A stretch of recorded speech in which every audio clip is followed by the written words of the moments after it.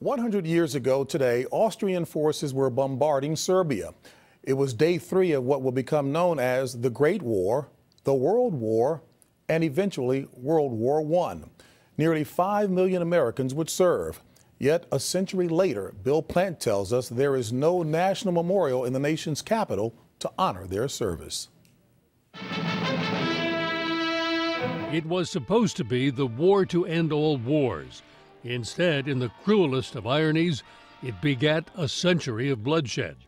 But 100 years on, few remember the doughboys, Americans who died for their country.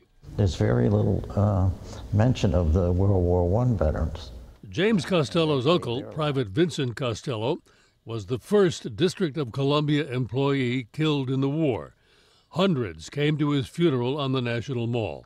The family believes Vincent's image was the model for this small statue titled The Supreme Sacrifice, tucked under the stairs in a District of Columbia office building. They wish the 116,000 Americans killed in action like Vincent Costello were better remembered. Tom Costello is Vincent's great-nephew. It needs to be a beautiful place for people to understand the sacrifices made and the impacts on families like ours.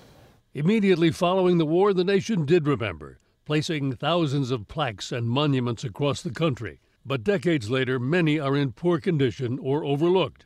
Historian Mark Levitch is on a mission to document each one. It's such an important part of our physical and cultural landscape that's really what I want to bring out. Some of them are hiding in plain sight, and I just want to make people look and take notice. Hiding in plain sight, like the modest monument to Washington, D.C. veterans of World War I, off on the side of the National Mall. It's kind of tucked away here, almost invisible. It is tucked away. It's interesting. It's very close to the World War II memorial, very close to the Korean and the Vietnam memorials, but it's very much forgotten, and in part that's because it is a local memorial. There is now a push for a national memorial to mark the sacrifice, the human disaster of what was known as the Great War, but which turned out to be only the introduction to a century of carnage.